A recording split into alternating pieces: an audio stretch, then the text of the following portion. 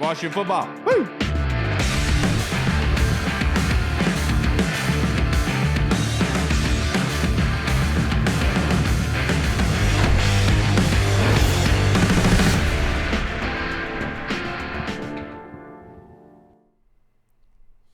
Hello, everybody, and welcome to the Burgundy Zone. I am your host, Kyle, joined by my co-host, Mr. Michael Hall. The title of tonight's episode is Tactics and Strategy.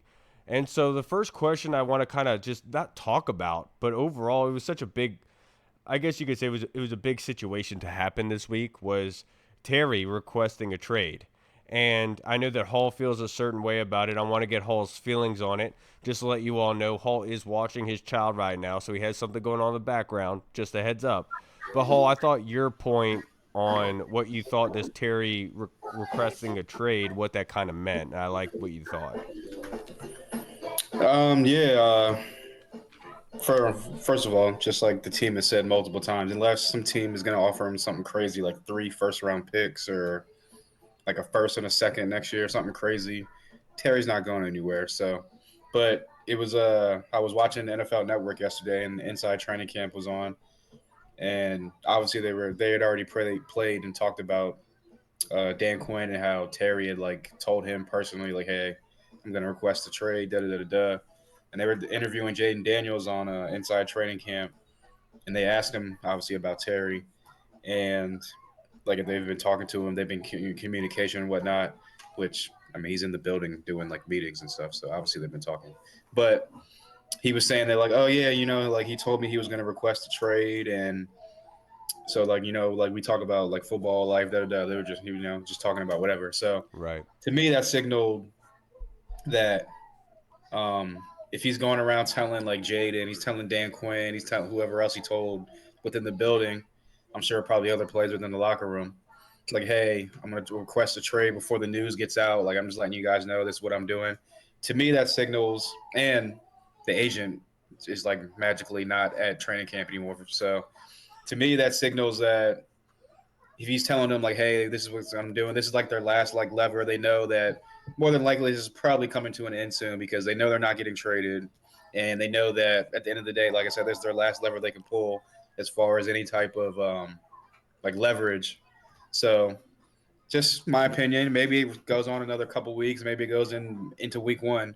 Hopefully not. But me personally, I think that within the next couple weeks, maybe 2 weeks max, I think that second preseason game, I think we get a deal for Terry. Whether it's or I don't think we get a deal. Maybe we get a deal. Maybe they say, hey, just play it out, and then we just move on from there. But I think this comes to a resolution sooner than later.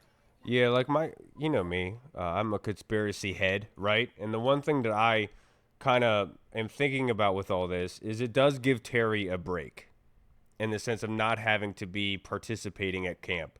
They brought up the ankle, right? And we kind of laughed at it with Ben Standig, saying, well, Ben, like he was working out with the rest of the team at voluntary workouts in early April, and they're saying this is from the overall season, and he wasn't ever listed on anything, but he was there at voluntary workouts. So now all of a sudden the ankle is a thing. And obviously, this time that Terry has been away has given other guys to shine, given them an opportunity to do something and to showcase what they can do, going against a very good secondary. But honestly, I'm disappointed in the entire thing. Obviously, in my conspiracy mind, I'd like to think that this is all played out to be able to give Terry a little bit more time, right? But this is like all that would be for all the wrong reasons in the sense of the negative publicity, obviously. But was just disappointed because on both sides. Because one, I thought Terry was more invested into winning, and same with the team. Instead of it being this ego grab ass where we're chasing each other around to try to figure out, like, you got to come down to me. No, you got to rise up to me. Like, let's find a common ground and just to win, to make sure that everyone's on the same page because it's all hands on deck. And the one thing you don't want is going into the season with a disgruntled employee, because that disgruntled employee, is he really going to give you the same as if he was very happy? Probably not. And very eager to be able to help out with the team overall. That's my overall viewpoint of it all. Is that I'm just very disappointed in the entire process. Like people have been saying on Twitter, like, well, it's a business. Well, I understand that, but the business sucks. I don't like this business type. I just like football. What happens on the field, and I think a lot of people like masquerade themselves as kind of like this business types that kind of like this is their time to shine when it comes to contract issues. I'm the complete opposite. I'm horrible when it comes to these contract negotiations. I just want the player on the damn field contributing and working hard to be able to win football games. Sorry, what were you going to say? No. I was just gonna agree with you that I don't think that because like I know people are like, oh, this is all Adam Peters' fault. He waited too long. He should have got the contract done before DK and before Garrett Wilson and da da da da da. There is a point to be made by that, but also in that same breath, Terry and his agent could have shooed that away to be able to see what DK I and what other literally, guys were going to I do, was literally right? about to say that So my if bad. he's no, I was gonna say if he's a smart, good agent, he's gonna wait for. He's reading the market, he's reading the tea leaves, he's talking to other agents, so he kind of knows what's going on behind the scenes. So if he's a smart agent, he's gonna say, okay, I'm gonna wait for Pittsburgh to probably overpay DK Metcalf. I'm gonna wait for Garrett Wilson to get a deal done up in New York. Now is our time to be like, hey, this is what we want. But I know people are like, oh, this is Adam Peters' fault, and there's some people that are like, this is Terry's fault because he's asking for too much and he's selfish. Like you said, I just feel like both sides are at fault in this because should Adam Peters have, I guess, foreseen all these other deals coming down the pipeline and maybe got something worked out? Sure, but like you said, the agent could have been like, as soon as DK signed and got traded for and signed that contract, instantly his agent was okay. That's our number to match right there. And my whole point is, like you said, at some point it's like if Terry's so dug in where he's like, nope, we're not coming off for 33 or whatever the number he wants is, and if the team is so dug in, like I know you probably saw his boy going crazy on Twitter, like I only offered him 25, and for some reason somehow Stephen A. Smith had sources. Self-proclaimed boy, you Yes, know. exactly. Somehow Stephen A. Smith has sources saying 27 million. Right. So, but at the end of the day, it's like if the team is so dug in on their number, it's like at some point, one if not both sides got to give in and just meet in the middle. And I don't know why it's so hard to just meet in the middle. I don't know what the holdup is. I don't know what's going on behind the scenes, but it would be in everyone's best interest with all the goodwill that's been brought from last year, all the good momentum rolling into the offseason, all the momentum. RFK just got passed through. Like they've just been checking off green checks. This is like the final thing where it's like, okay, let's get back to like the positive vibe. So hopefully they get it done sooner than later. Yeah, and I love the funny part about it all is people saying like talking about Terry in this sort of regard and not wanting to pay him his worth, and I get everything like that. But the funny part about it all to me is is that Terry is like Terry. Why would Terry want to leave? Like this is the best situation Washington has been in, literally as an organization total has been in since he's been here. And I get wanting to get paid, but the funny part about it all is everyone, everyone was like, okay, that's just a negotiation tactic. Like nobody actually bought in that he like if he did this the first time around he went for his contract a couple years ago and requested a trade, everyone, including myself, would be flipping out. Absolutely flipping out like, oh my gosh, Terry actually wants to leave. Because that was a Exactly. small little That bit was the time concerning. they were to leave the organization when Right. they were at their lowest. Like you know what I'm saying? So Yeah. yeah. I know. And JP posted as soon as the trade request came out, all the news came out. JP posted a video of him like walking out to practice, dapping up Josh Harris, and like saying hi to Jaden's mom, all the smiles and happy and whatnot. So, like you said, like no one's taking that trade request seriously. Like, come on. No, absolutely not. And that's what the funny thing to me was is that people were saying, "Well, Terry wants out." And it was like, I'm not really sure about that, dude. I think he wants to stay here. And he was adamant about that in his presser. This is just a tactic. And meaning that's why the title of tonight's episode is Tactics and Strategy, because that's what Terry is honestly executing. I just hate this part of the business. I just can't stand it. And it's something that I think back in the day would have like destroyed the NFL if this was something that was so evident, in the older era. But nowadays it seems like the NIL is just it's like obviously the NFL has already been like that for a while, but these kind of shorter contracts, like if I'm the Commanders, then raise the money total to what Terry is requesting. Let's say it's 35 mil.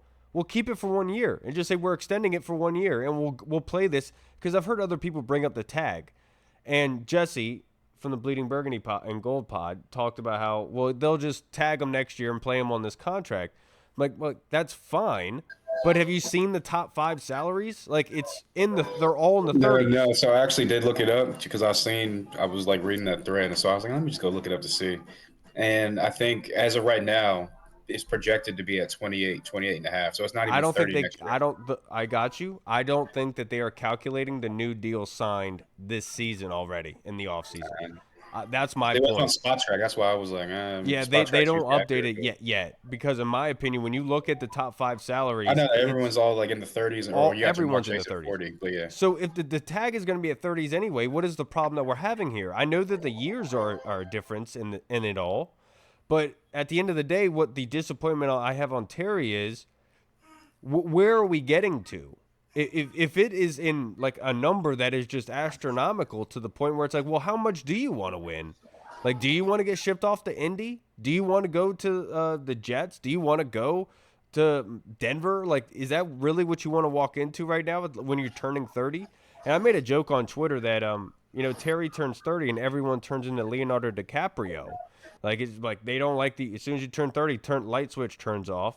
And that's what I've always said about Terry is like he's an overachiever. That's what the nickname I've always given him is the overachiever. And if you think that Terry at 30 is going to stop anything, go back to see what he did last season. It's not like Father Time is going to take his knees out from under him, knock on wood.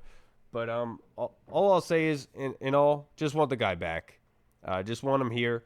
I got his jersey up. That's my boy. Always will be my boy. Wish him the best of luck wherever it does happen. But it, for a part of me, does feel like the agent is trying to have a good sales pitch to other clients. yeah. I mean, and guys like obviously that we respect, like John Kahn, Logan Paulson, they've even said that like the agent's kind of the wild card in this whole situation, Right. where it's like if you again, everyone looks at his client list, and outside of like Jeremy Chen, who's not like that big of a like NFL star player, his biggest client is Terry McLaurin.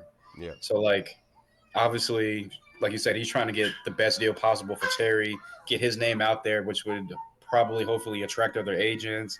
I know that someone said that he works in like the NIL, like kind of like spaces in college. So he's trying to like show that like, hey, I'm getting guys like big deals in NFL. If you stick with me, like you're through your NIL deal in college, and come with me in the NFL. I know she's going crazy.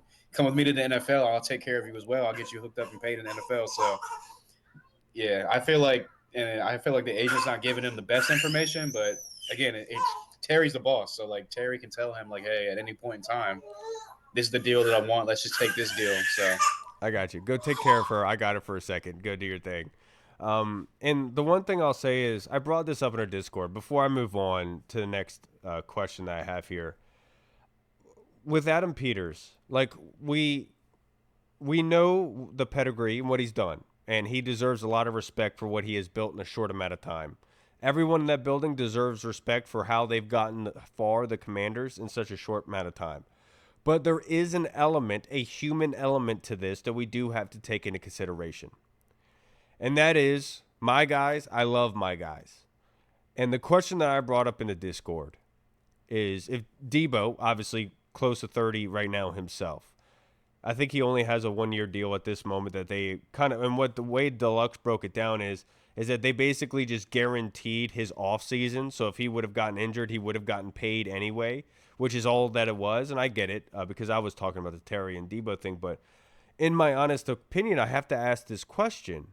If Debo, about to turn 30, comes out with 1,000 yards this season combined and 13 total touchdowns, do you think Adam Peters would play this game with Debo next offseason of playing grab ass up until training camp? And that's like the honest question that we have to ask ourselves. Is there an element of not it is kind of favoritism, but it is my guy, the guy that I brought in from the inception type of thing. And I love Adam Peters and what he's done for this football team. I'm not saying in a negative sense, more in a realistic sense that there has to be, because like Javon Kinlaw, somebody that he oversaw in San Francisco and brought here, right? Same sort of element where it's like it's his guys. And we saw this with Rivera. Everyone made comments about the Washington Panthers and all that. Well, you have to take into consideration that we're going to have an element of that here. And so it begs the question, if that were to happen with Debo this season, what would happen next offseason? And that's where it's like, that's where it gets into a realm that I don't really like, because I don't want to put sour grapes on anything. It also sends the kind of the wrong message where it's like Terry is like the commander. He's the guy. He was the face of the franchise before Jayden was here. And you're not gonna like really. You don't want to pay him, but then you go and you trade for a guy like Debo, and then you want to pay him. It kind of like sends a message of like you said, like okay, well, if we weren't brought in or drafted or traded for by this regime, are they really going to take care of us? So it kind of like presents like the one foot out the door type of mentality of like I'm just trying to get to my next contract because I know they're not going to try to offer me another contract. So I will be willing to say, though, based on our history, I'm not sure if Adam Peters should be marrying himself just because they were the prototypical professional during their time, and obviously they produced in a big way and everything. So I do understand the aspect of that, right, from Adam Peters' standpoint, because you do want to just change everything out to what yeah, you want the and Garden to be. yeah, I'm not saying you got to give them for like back pay as a sense if you want to call it Right. that, but it's like someone made a good point. They were like, yeah, you don't want to pay him for back pay. They weren't here for all that stuff. That makes sense. But they were here last year, and you saw what Terry did. Right. So it's also kind of like you're not paying him for back pay. You're really paying him. You saw what he did last year, I, and as he's still ascending per se. So I wanted to say this so badly because I argued with a lot of people in last offseason about the Brandon Ayuk saga that happened, right? And I kept saying this year is the year to see what Jayden can do with not much around him. After this year, if he does really well in a CJ Stroud kind of sense, then you add more talent to the equation, kind of like the Texans did, right? And so now I see people commenting on Twitter saying, well, with this quarterback, you don't really need those weapons. Well, it's like, what happened with a year? What happened from a year ago where it was like, we need to add as many weapons as possible for the young quarterback to be the best possible thing? And now all of a sudden I'm on the other side of the argument saying, wait, no, this is the time to add weapons. yeah, it's really weird because in years past you've had fans like, oh, I don't want to overpay for this player and da da da da da. Like we're fine with this player. Like we're always hyping up our own guys. You know, we put the burgundy and gold glasses on. We always Yeah, start hyping up which our we should. guys. Exactly. So it's like, oh, we'll be fine without. We'll be fine. We don't need to pay this player. We don't need to do this. We don't do that. Then we finally get a star quarterback, and we have the opportunity to put great talent around him because of his contract. And it's like, oh no, he's so good. We don't need to put talent around She's him. It's tired like, of the Terry talk. I get it, girl. I get it. She's right. But I want to get into this next batch of questions. No, you go do your thing. Go do your thing. I'll answer it. I'll tell you what it is. Is the injury report. Obviously, Debo did an interview with Bleacher Report yesterday before that awkward interaction between him and Mike Garafolo on NFL Live that they had. I think everyone saw it at this point. But Debo like jammed his finger at practice. And then Marcus Mariota was gone for a couple days. I talked to Logan on Wednesday, and Logan brought up that Mariota wasn't there. He wasn't sure what was going on. Same with Ben Sinnott, is that Ben Sinnott wasn't at practice either. Didn't know why, but just had made the comment that he was not there. And then Brandon Coleman limped off the field yesterday. Not there. Everyone's not really sure. We're not going to hear from Dan Quinn most likely until Monday morning on what happened with Brandon Coleman and Debo. But my actual question that I have for Hall when he ever does get back here is, what is the most threatening? What is the biggest injury that you have of these four added here? And I will say it's Debo. And the reason why I say that is at these other positions, you have added a lot of talent into the equation to the point where you kind of feel comfortable. As much as Brandon Coleman at guard, it makes it very lethal in the sense of having some big dudes up front that can move bodies. You also have Allegretti sitting there. And we already know about the rotation of Josh Connerly and Wiley at right tackle. And when Brandon Coleman went out, they moved Wiley to left guard. Am I honestly going to predict that they're going to walk into week one? If Coleman is pretty banged up, I'm not sure if he is or not. I think it could be a cramp, a soft tissue type of injury just from camp. But when I say that, we have the bodies to be able to replace. Mariota, same sort of instance where Mariota, I'm not really all too concerned with. I think Mariota would be coming back week 1 regardless of whatever happened. But of those 4 injuries of Ben Sinnott, Brandon Coleman, Marcus Mariota, and Debo this week, the one that scares him the most is Debo. You're talking about a jammed finger. And as much as everyone's like, well, he did an interview right afterwards, he's fine. You don't need a finger for an interview. All right, you just needed a good time at the movie theater. So all I'll say here is that sort of thing is something that needs to kind of heal, right? Heal by itself. And if you don't allow it to, whatever happened with that finger, because footballs are thrown fast. And we all know about the Brett Favre throwing a 100-mile-an-hour fastball kind of football. Jayden Daniels doesn't throw a light ball. That man puts it on a rope. And my biggest issue with this is it could linger. If they're kind of scared, I'm not going to say scared, hesitant to hold Debo back a little bit because of the injury history and what it could mean on top of the Terry McLaurin saga, on top of Noah Brown being dinged up. Obviously, he's practicing again. Michael Gallup looks good at this point. But just saying the wide receiver room at this point has already been sort of injured / missing bodies.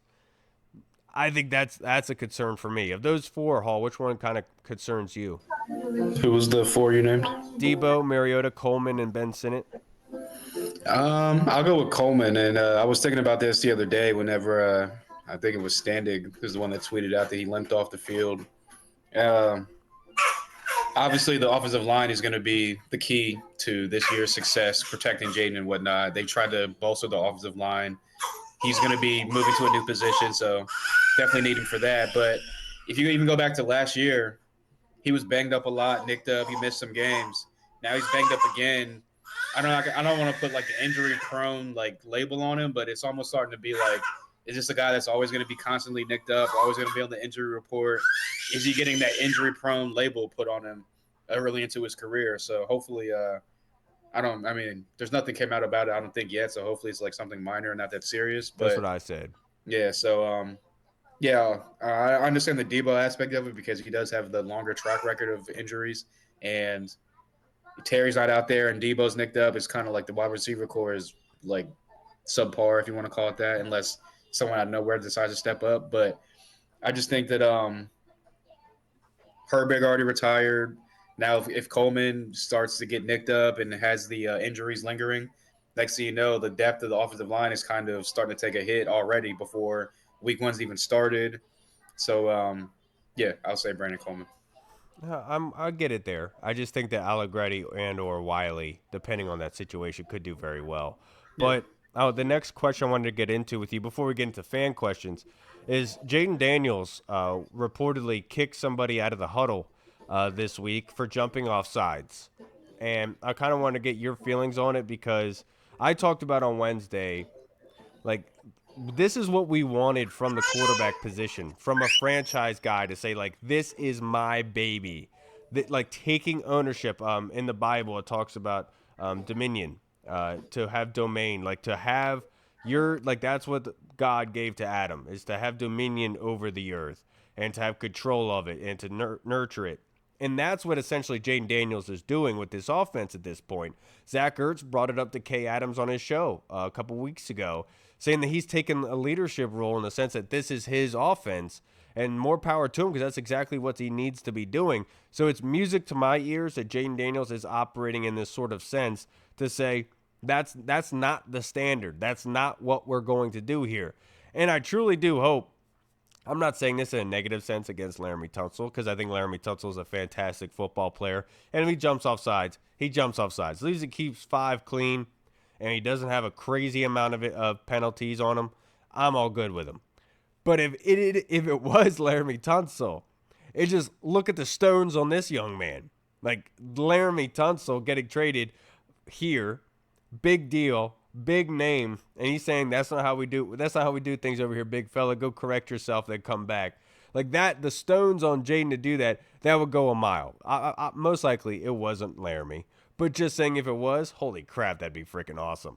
It just speaks to who Jayden Daniels is and who he has blossomed into. And then I know Dan Quinn and company kind of brought up Mikey being such a leader, being in a more leadership style role now this year.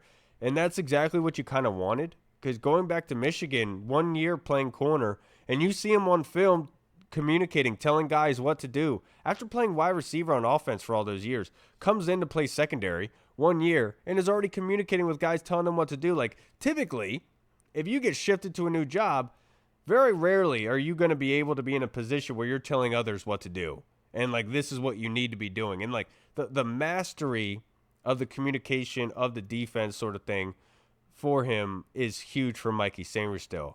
But, Hall, I know you got your daughter with you. Hi. I'm not sure if she can see me. But Jayden Daniels kicking people out of the huddle. What was your reaction?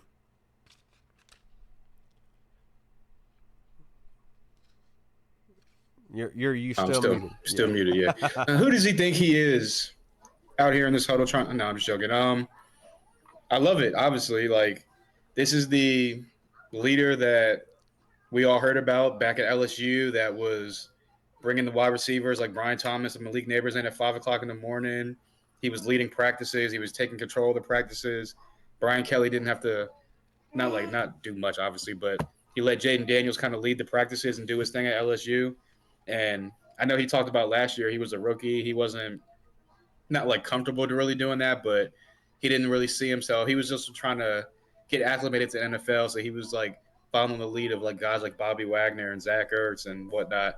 Now he's taking it upon himself this year, like you said, to make the team, make the offense his own, be that leader, be the vocal leader. And how many times in the past have we had a quarterback and they tried to like force the quarterback to be the leader of the team? And this is just more of like he's like more of a natural leader. And then this is just he just seems natural in this role, and I love it. And yeah, this is what Dan Quinn and Cliff Kingsbury saw in him pre-draft, and yeah, it's all coming to fruition right now. Yep, I agree with you. Now, last one before we get into fan questions. Next Friday, the 8th of August at 7:30, the Commanders are going to be going against the New England Patriots. So I'm not going to get into who should play, who shouldn't play, because I think we can all agree that we don't want to see any starters out there. We got joint practices coming up with 2 separate occasions. That is more important than anything, something we've talked about so many times on this podcast. Joint practices mean so much more than preseason games do because other teams aren't privy to the practice film. So you could keep that between the two of them. Not everybody's going to be able to see. If you do preseason games, it's different. People are going to be able to see a little bit more of what you got, right? But that being said, who are you looking out for in this game against the Patriots? Let's just imagine that there's not no starters, but a good amount of them. Starters wise, I would say. Well, just anybody that you have your eye on. Oh yeah, just anyone. I would say I want to see what Bill, as everyone calls him, Krosky Merritt. I want to see what he looks Shocker. like. Nah, I mean, like I said, it's not because of B-Rob. Girl, what are you doing? What is going on right now? She took away your video. It's okay. But yeah, I just want to see Ja'Cory Krosky Merritt. I want to see basically, yeah, Ja'Cory Krosky Merritt. I want to see Jeremy Lane. Obviously, I want to see what he can do on the field. I want to see him go up against other cornerbacks. Like again, obviously Mike Vrabel is known for his defense going back to his Tennessee days and when he played in New England. But yeah, those are just 2 guys I want to see on the offensive side of the ball: Jeremy Lane and Ja'Cory Krosky Merritt. Jalen Lane is who I was going to pick. I keep saying Jeremy. I don't know why. Jalen Lane. I don't know Jalen why Lane certainly is a guy that I'm looking out for. It's somebody that I've really been enamored with ever in the draft process leading up to the draft. I'm glad that we were able to go get him, not only from a punt returner standpoint, but he's somebody who has really taken a hold of the opportunity without Terry there and really making a name for himself. And hopefully Luke is doing the same. I know the Commanders uploaded some clips of him catching some balls from guys. But I think Jalen Lane is an easy one to be able to add in there. I think Tyler Owens is another name to watch in terms of on defense to see how he does in coverage specifically and how he does coming up in the run game. Because if he does prove to be a showstopper, then man, do we have something possibly cooking there, of course. I'm not sure if they'd be able to start Trey Amos. Would love to be able to see what they have in the young gun and to see what he does against the Patriots offense and everything. But most likely they're not going to be playing against their starters. But just seeing how they do, how they look, and everything.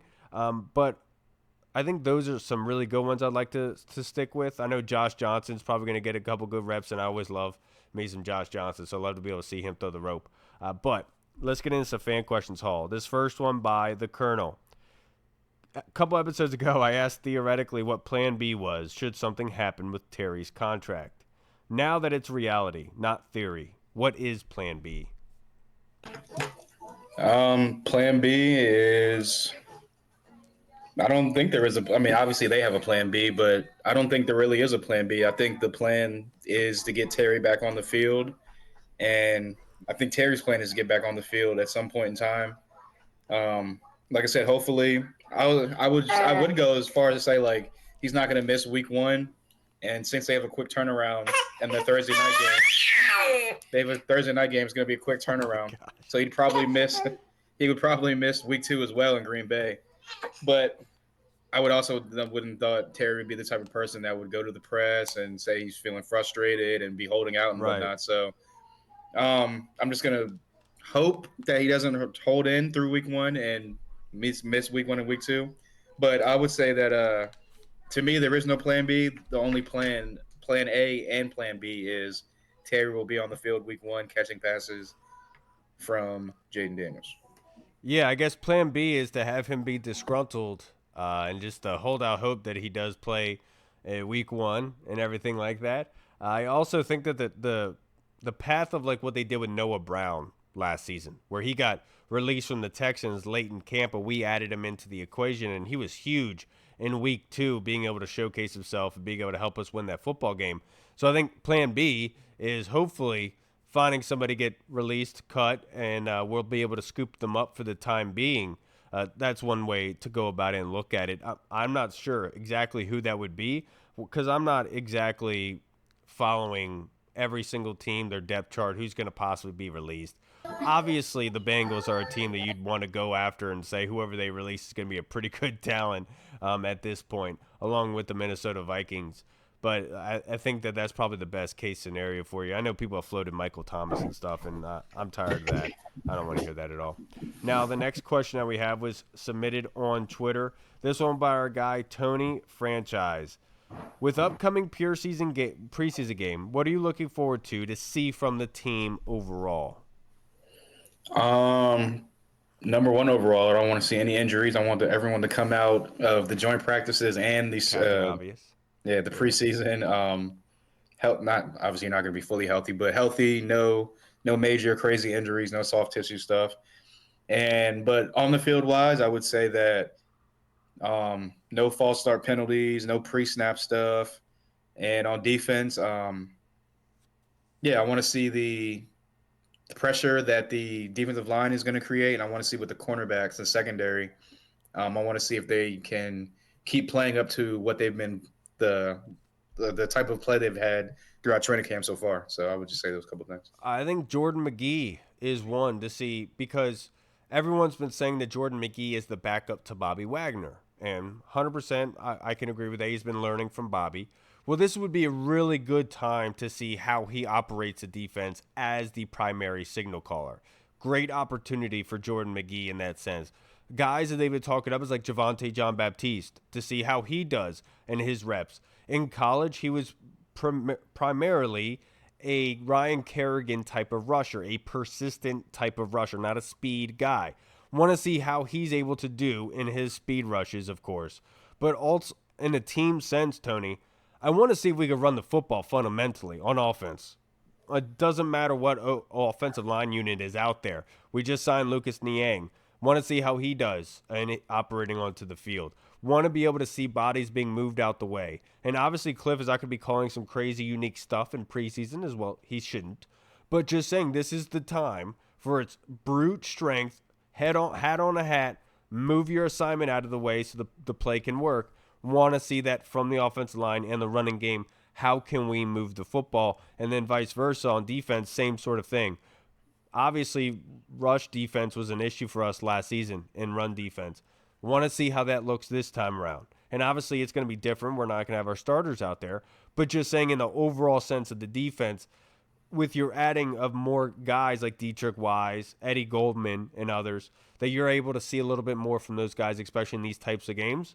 So I want to be able to see how they produce against the run, and hopefully we'll be able to, because anything we know about Mike Vrabel, it's the hat on the hat. Like he's the white version of Doc Walker. He's more in the trenches, winning the trenches, and that's how you win football games. I'm gonna line up. I'm gonna tell you what play is coming and do whatever you can to stop it. That's kind of like the Mike Vrabel aspect of offense, and so I think that's going to be a really good matchup to see run offense and run defense to see how everybody is looking. You couldn't ask for a better assignment going against the Patriots. Now, the next question that we have was submitted on Twitter by Command D's Nuts. Thank you, brother. I appreciate it as always. His question is, Hall, which one of our draft picks between Lane, Madrano, and Bill has the most production this season, and why? He says, I personally believe it'll end up being Bill. Why? First off, Bill should never have been a 7th-round pick. Even Helen Keller sees that. Secondly, Bill is the only running back on the roster that truly epitomizes what other running back on a roster lacks, the home run threat. Gobbles up yards with ease and can make plays receiving the football. First and second downs are where Bill will feast and thrive until he's trusted to pick up blitzes on third downs. I would love it if Bill was a huge contributor this year and added that explosive type of running back, like running aspect to our backfield. But I'm gonna go with your guy, Jalen Lane, because I knew you were gonna say him, but I'm not gonna like go deep into it. I know that's your guy, but I'll just say because he's already carved out a role on special teams as far as punt return, so he's gonna be contributing there. And then on offense, he is the speedy deep threat. He can be kind of the gadget guy. He can be moved over the field, and he's been making plays in camp. It seems like Jayden's starting to get a lot of cohesion and trust with him, and he's like kind of like the perfect fit for what Cliff wants to do on offense, as far as like a explosive in space, speedy guy that can also be a down the field deep threat. So I love Bill. I hope he can definitely be a contributor this year. And like people think I like hate B Rob, but I know B You Rob's a do. starter a little bit. No, I'm just joking. But nah, I know B Rob's a starter, and I know Austin Eckler is the third down scat back guy. But that's why I'm going to go with Jalen Lane because I think he has more. He'll be on the field quicker than Bill. I'll say. Yeah, you don't hate B Rob, but you're like Trey Wingo, and B Rob is like Jayden Daniels' mom, Miss I was going to say, Jackson. is B Rob need a hobby? Right, exactly. That's it. That's what it. You don't hate him. It's just like you like to talk some a little bit of crap. But in my personal opinion, I think it's easy to say it's Jalen Lane, just specifically because it looks like he has the punt returner aspect locked up, and that's a situation where he's going to be possibly in a lot of good situations and flip the field for the offense.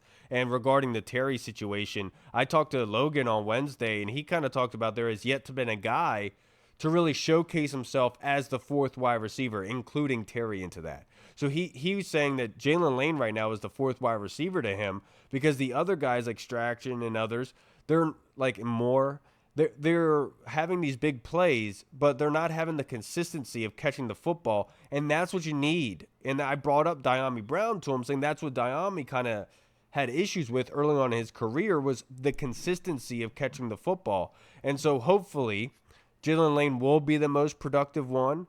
And I like Bane Madrano. I think Bane Madrano is a good football player, and working with Ken Norton is really going to help him a lot. But my whole thing is if he's getting a lot of playing time, that means something bad has happened to Frankie Louvu. And nobody wants that to happen because I think Frankie Louvu is massively important to what they want to do defensively. Him being the Sam missile, the heat-seeking missile, to be able to go out and take out some weapons and suffocate the offense a little bit. And so I would hate to be able to see that happen. And then with Bill, obviously Bill is going to be the one a lot of people choose, and rightfully so. And Commandy's Nuts does a good job of bringing up the third down blitz pickup. A lot of people get enamored with the weaponization of the running back position. But we also have to remember that Jeremy McNichols' block at the end of the Cincinnati game was the difference between Jayden completing that ball to Terry and not. And he flipped that dude over. If he doesn't pick up that blitz pickup, we're having a different conversation most likely with how the season went. And so that is massively important. It's something that has to take into consideration. And you're really not going to get a great look at blitz pickup until the game situation. And so, like Hall said, the preseason is where he's looking at Bill, which obviously we all will be. Everyone, it's a fan favorite on Twitter and everything like that because everybody is Trey Wingo and B. Rob is Miss Jackson, of course. Great question, brother. I appreciate it, Mike. Now let's go to our next one. This one was submitted on Instagram by our guy, James Bonato. His question is, I was trying to understand the intricacies of cap space for all the teams. I have heard that Dallas was in bad shape concerning their cap space, but when I went to overthecap.com, it looked like they were in pretty fair shape. I tried Googling terms like effective cap space and dead money, and even though AI was clear on it, I'm still not understanding each team's dilemma and position. Looking at the Commanders' numbers on cap space and spending money, etc., I still don't get a clear picture on how we are doing. I think we have like 20 something million in cap space, but um, look, I'm gonna be honest with you. All that cap space and like the guaranteed money and like what goes towards the cap and what counts towards the cap and the cap hits and the dead money, all that stuff is confusing to me. Just like it seems like it's confusing to you, but I just know that our cap situation is pretty good because Adam Peters likes to keep some money stashed away for like trade deadline and stuff like that and signings during the season. So I think we have like 20 something mil, 30 something mil in cap space right now. I think it's like around 20, floating around 20 to 23, if I'm not mistaken, last time that Ken Johansson brought that up. But honestly, I'm not sure if Dallas is in that great a shape. Micah now is requesting a trade. If they had the money, I'm sure that they would get that done for him. I mean, it seems like a clear-cut case for anybody. He's at the right age, looking for his big contract. Your premier edge rusher requesting a trade and saying that this is a clear-cut severance, which is hilarious because we got in this argument with Myles Garrett in the Cleveland Browns, right? And I was like, I don't think he's getting traded, dude. If you get Right. offered a crap load of money, you're going to take it. It doesn't No, matter what you we said. all know Jerry's going to offer him a contract Right. a week before the season starts, and everyone will be happy, and he'll be, "I'm a Cowboy for life. I love this franchise. I love Jerry." Like, Right. Exactly. I was never going to leave. I was, yeah. just doing it. Jerry came out himself, and he was like, just kind of like, we don't take the trade request from Terry seriously. Jerry Jones himself was like, "Ain't nobody losing sleep over that." Basically, like, come Yeah. Man, he certainly can't lose any sleep over it because he's not in a good way right now. But honestly, James, I kind of talked about this earlier. This is not my realm. Maybe I should learn a little bit more about it, but in my personal opinion, even though you look at the numbers, you still have no idea. You still have on. no idea. Even though, like I've seen, like this is what was one of my arguments about Terry McLaurin. We've seen teams go absolutely crazy with guaranteed money, signing bonuses, just throwing it at the wind at players for a Super Bowl window. And we're like, does the cap not exist? But then when it comes to us, we're like, can we afford John Allen, Deron Payne on the same big contract? Like, why is that such a hard thing for this team? Like, why can we not just pay people for a Super Bowl run? Why do we always have to be penny pinchers? And it goes back to even though you see the numbers, even though you see the rules, even when there was a year where there was no cap space, it was unlimited. We got penalized for overspending because D'Angelo Hall's terrible contract, which I know everyone brings up in defense of Adam Peters and his Terry situation. I'm just saying two different situations there, pal. Completely two different situations. We weren't coming off an NFC Championship game, and this guy was not setting the franchise record in receiving touchdowns. Like, it's very massively different between the two. But ultimately what I'll say, James, I have no idea. I wish I knew. It's like Spanish or French to me. I couldn't tell you, even if I saw it on paper, what it would mean. I have no idea. Because they could say right now that they signed Terry to a $40 million extension. We only have $20 million in cap space, but we're still somehow under the cap because they just extended it a year. You know what I'm saying? Like, they're still paying him what he paid this year, but the signing bonus was his guarantees for this year. It's just, there's so much that goes into it. The people that understand this really well don't play football. except for Bobby Wagner. Apparently, he could do it, right? But like literally, that's just not something I am familiar with. That I have said will bore me to death as much as it would help right now with the Terry situation. I have no idea. I Right. hate this part of football. That's why college football is really cool before the NIL because it was just football. It was just like I know that Kendrick Olson and others have talked about high school being really the pinnacle of football for everybody just because everyone's bought in, everyone just wants to play football. There is no off the field crap going on. This is that off the field crap that I have no interest in divulging into or learning from, even though I should.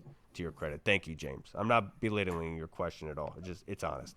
Now let's go to the Discord with our fan questions, and this one was submitted by Tim Towner. We have 5 to 6 solid running backs, and we'll only keep 3 to 4 active. Houston has lost Joe Mixon for an extended period of time. Would you trade B Rob to Houston in exchange for our 4th round pick in 26? We sent them as part of the Tunsil trade, or would you hold out for the 2nd round pick? So basically, would I trade B-Rob? Is what he's saying? Yes, I already know the answer to this question. Well, I'm gonna surprise you. I would not trade B-Rob because I think that again, he has a role on this team as far as like the first down back, the second down back. We saw early in the season last year when he was healthy, when the line was healthy, he was picking up 7, 8 yards here and there. He was breaking tackles. It's just the problem with B Rob has been since he's came on this team, minus getting shot part of it. He's always nicked up and banged up. He's always got something going on to where it hampers him being the best version of himself. And then people like me and other fans get on him and say that he's not a 3 down, which he's not a 3 down back, even though he can catch the ball in the backfield a lot better than people think he can. That's fair. But It's fair. people say, "Oh, we need to replace him," and da da da da because they don't. Because, like I said, he's always nicked up, he's always banged up. He can never be a full season of the best version of himself. So, And that's um, also because his strength is not speed. So exactly, he's if not a he home is run nicked hitting type up, of guy. it's going to be an issue, especially in his Exactly. lower body. Because you could make the argument every running back in the NFL is dinged up Yeah, throughout the season. It's just typically they have some speed behind them that they could kind of still and in orchestrate the well. past, we've seen that he's said himself that he's played through stuff that he probably shouldn't have played through. And we saw last year that Dan Quinn was probably the first coach since he's been here over these going into 4 years now that's kind of held him back and been like, hey, I'm looking out for your future down the road this season and your future career down the line. I'm gonna hold you out for a week or two because you're not fully the B Rob that we want you to be on the field today. So I think that yeah, I wouldn't trade B Rob because again, I love Austin Eckler, but the concussion thing, and he's not the Austin Eckler he was in LA to begin his career. I love Chris Rodriguez, but we haven't seen what Chris Rodriguez can be over a not even like a whole season, not even like a 5 game stretch. We don't know what Chris Rodriguez can be. So, and then obviously the rookie Bill, we don't know exactly what he can be yet because he has all the potential in the world. Can he actually put it together on the field? So, yeah, I would not trade B Rob, and yeah, that's my answer. I think you entertain it, especially given the fact that we don't have many draft picks next season. I think we have like a first, a third, and like a fifth, sixth, It's sixth seventh. and seventh, I yeah. think that's how it goes. And so you'd have to entertain it in the sense of what they'd be willing to offer up for it. The kind of issue is that in the NFL altogether, Tim, is that the running back position is seen as something you could just get out of a hat, almost like a magician. And so, like, you could feel comfortable with who you grab, whatever. So, would a team really be willing to give up something for a position that they don't really hold in a high regard? But I would make the argument that Joe Mix at this point in his career is almost similar to what Brian Robinson kind of brings for you, right? That kind of, you need that goal line back, the big dude's going to get across the line of scrimmage. And that's something that Joe Mixon didn't get a lot of respect for in Cincinnati. He helped out that offense immensely with his running game, and he was very hard to bring down. It wouldn't be crazy for Houston to make that sort of trade, but I would imagine that there's other avenues that they could venture They also have down. Nick Chubb, so they have Nick Chubb as insurance as like if Bill Mixon, a guy like Mixon does go down. So Yeah, I wouldn't put all that much stock into it, Timothy. Question real quick from Tim. Buy or sell, Russell Wilson will be benched by week 4 or 5, by the fifth game this year, and will never start another NFL game in his career. No, no, I'm gonna sell that. I think he goes until. See, look, people don't realize the Giants. Like, yes, they might not win a lot of games. They might be fourth in the division, whatever. They're going to be competitive. Their defensive line and their defense as a whole is going to keep them in the game. And Malik Nabers obviously is a beast. So I think that they'll be able to move the ball. It's just about will they be consistently be able to move the ball, and what version of Russell Wilson will the New York Giants be getting. But I think he plays until at least week 10, if not like 11 or 12. And I do think that he still has like another team will give him a shot, whether it's as like the veteran backup or we just drafted a rookie, kind of like the situation in New York where he's now, where we just drafted a guy, we need you to be the starter for half the season type of thing. Yeah, the Colonel asked us this question about the Giants. Were we underestimating or overestimating, whatever the quote by George W. Bush is, about the Giants? Saying, are we misunderestimating the Giants? And my response then was, I think the Giants go as far as their offensive line do. And I feel the same way today as I did then. Could that happen by week 5? Because 6 years ago, I would say Russell Wilson's got it, no problem at all, specifically because of his legs and being able to evade pressure. We saw last season with Pittsburgh, it's not like the old mobile Russell Wilson where he's doing a spin in the air in Seattle, continuing to run and find an open guy, right? Like that's not the same Russell that is today. If their offensive line holds up, he has a very good chance to continue on his career improving to be a good thrower of the football. But I ultimately think that the forcing of things based on what the offensive line does to them could, in theory, force an injury or force him turning the football over and then this happening. I'm not going to buy it, but I'm walking away from it saying I'm not buying or selling, but I really like the question because it really is in the realm of possibility based on what they have. As much as they have the weapons and the defense and the defensive line, their offensive line is still a big question mark. And we'll see how that plays out, especially week 1 with our new revamped offensive line. We'll see what we're going to be able to do against them. And I think that's going to be a big indicator for the Giants this season because we were top 5 in passing yards last season on defense. We added another secondary member. We got some more tools up front on the defensive line. Let's see if we can put some pressure on them. If we're able to do that in a very big way, I think the Giants are going to have a rough go at it this season, as the UK blokes would say. Now, the next question we have, this one was from Deluxe. He said, Reed hasn't been on the pod since Hartman cut his hair. Is this a coincidence? Hey, I wasn't gonna say it. You said it, but that's the working theory around here. I still think it's because he's in the Diddy case. He's under witness protection, and I think that he went missing the same time that he got released or freed, and so I think that's something to take into consideration. Now the next question from Deluxe, he has to ask thoughts on RFK now that it's basically a done deal, which they voted 9-3, the DC Council. The next vote, I believe, is September September. 17th. And so Yes. that's the one that really sends it through, but they don't think they're going to be changing their mind by that point. But what are your thoughts? Yeah, I think the next vote, like you said, September 17th.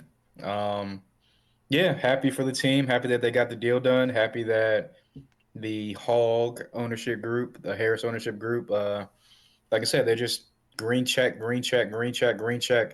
As soon as they stepped in the door and took over things, like really, really took over things. Not like the first year when they were just in the suite partying, but yeah, ever since they've kind of put their fingerprint on things and taken over things, it's just been nothing but a complete 180 of what the last 25 plus years have been. And the people that are older than us and talk about the Super Bowl days and how much of a great organization it was, talk about how it's getting back to those days of respectability, great people in the organization, great coaches, smart front office. So, yeah, happy that it's back in RFK. Only time I've been to RFK was uh, Nats, like the Nats, like I went opening for game. DC United when they were playing there. Yeah, And yeah, I that, didn't even that go was there a for DC great time, United. too, because everyone's out there with the horns and they're, I forget what song it was, but there was a huge song at that point when I was a young man.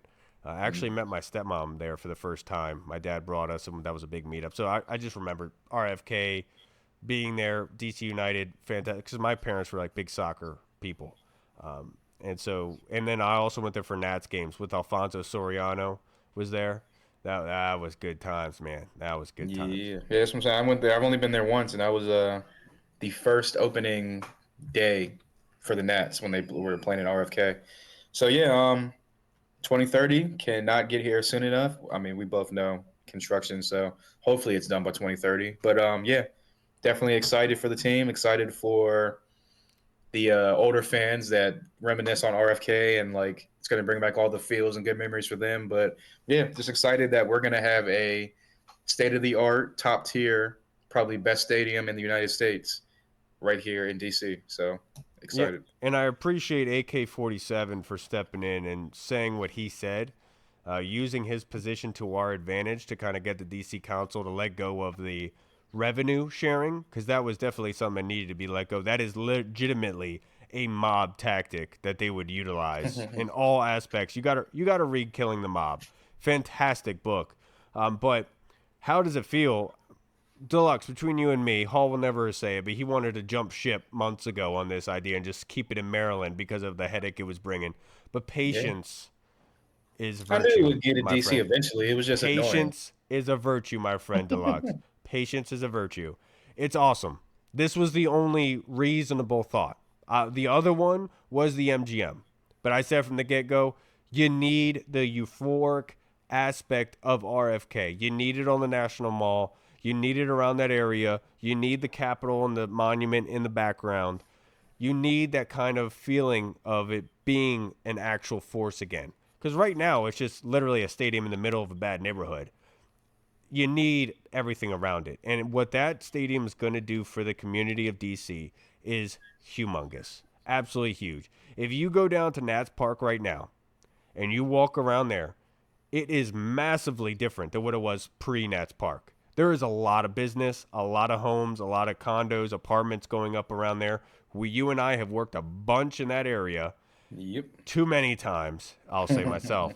But it's massively different. There's a bunch of money flowing into that area now around Nats Park. Same thing's going to happen with RFK.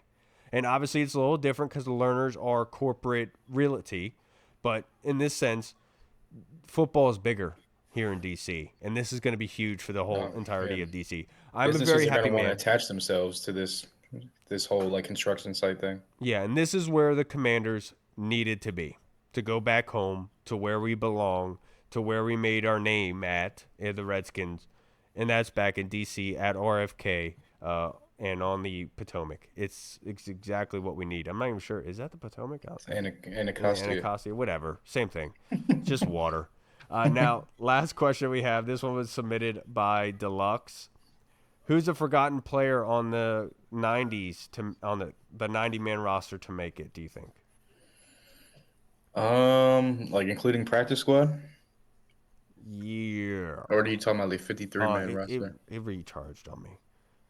Who's a forgotten player on the '90 that could surprise? Examples: Chris Paul, Kaz Allen, etc. Yeah. It's a good question. Kaz Allen's a good one. I heard they have some crazy infatuation with him that they've been keeping around for a couple years now. Hoping that he would put it all together and break out. Um, I'll say I'll say Chris Paul. That's a good one, just because with Herbig retiring and possibly Coleman being nicked up, banged up, could be an opportunity. I know that someone said that he's like really gotten like in shape and like kind of changed his body around, and so maybe he's a guy that impresses them and sticks around and makes the practice squad, and maybe gets called up due to an injury or something like that, because we all know offensive linemen are going to be nicked up and banged up and injured at some point in time. Yeah, this is an easy one for me, player. It's Cole Turner, King Cole himself, forgotten man. Everyone's forgotten about him. Logan talked about how Honestly, I kind of forgot about it too. he's bulked up. He's strong. He's doing well in the run game. Excited to see what he has in store in this preseason game. Really excited to see what he does. And I think that's somebody that has proven when he has the ball thrown to him that good things happen. And it just seems like nothing comes after that, even when good things do come up from it. So let's see what Cole has. Maybe he could be that surprise. player for us. All right, everybody, that's going to wrap us up for this episode. If you made it this far, you're a freaking champion. You show up better than Reed does. I appreciate you guys. Love you guys and everything that you provide for us. Thank you to Mike. Thank you to James Bonato. Thank you to the Colonel. Thank you to Tony Franchise, to Tim Towner, Arch. Arch, I'm sorry I wasn't able to come out and see you, Dewey, man. It's been a hectic weekend. We had a birthday party to go to yesterday, which was an absolute madhouse. At one of those bounce fun places. Dude, it was crazy. Like, one kid, the lady at the desk looks at me and she goes, he was saying something to me and I have no idea what he was saying, something about the other counter. And like, I looked at him, looked at her, like, that's not my kid. I have no idea. I have no idea what he's saying to you. I don't know. Like, I looked confused at her. So we go up to like exchange our tickets for toys or whatever. It's one of those places. And all of a sudden I hear the two women behind the counter go, oh my gosh. And they jumped the counter like they were about to go beat somebody up. And they ran to the bowling alley section. And that kid was literally running from the pins up the bowling alley lane back to them. And so then the lady's like, I guess talked to him, but told him he had to go across the door again because it locks. And he's crying. My wife like helps him, brings him to his mom. And his mom says he's autistic and everything like that. But his mom was just chilling the whole time, just sitting in the seat. And it wasn't until my wife came back that I was like, he was just running up the bowling alley, by the way. Like, that's why. He was like, oh, she was like, oh, he's scared. I was like, yeah, that's what happened. She's like, well, why didn't you help him? And I was like, he wasn't crying when I saw him. He was sucking on his thumb, just walking past the door like everything was okay. Well, how was I supposed to know? Like, he was about to go do that. You know, Right. like, oh my gosh. But neither here or there. Weekend's been crazy, Arch. Sorry I couldn't come out to see you, man. It's crazy busy around here. Love you guys. I'm Kyle. I'm Hall. And I'm glad that Hall's baby is okay. I'm sure she's sleeping at this point. Yeah, sorry for the distraction. If anyone complains about it, It's okay. I don't care. No, I'm just joking. No, you're not going to react the same way Reed did that one time that got covered. Yeah. That was crazy. All right, everybody. We'll see you again next week. Keep an eye out. Not sure if I'm going to be able to record a little episode here or there this week, but keep an eye out for us. We'll try to make it happen for you. Washington football. Woo! Peace. What's up, everyone? This is Kyle from the Burgundy Zone. We are releasing our own merch to support the show. If you want to rock the Burgundy Zone logo or you want to see Reed's face on your shirt, we got it. We're starting with t-shirts, hoodies, and zip-up. So if you're a fan of the show, make sure you snag one before they are gone. Check out the link in our bio on Instagram, or you can find the link in the description of the video. Thanks again for all your support. Until next time.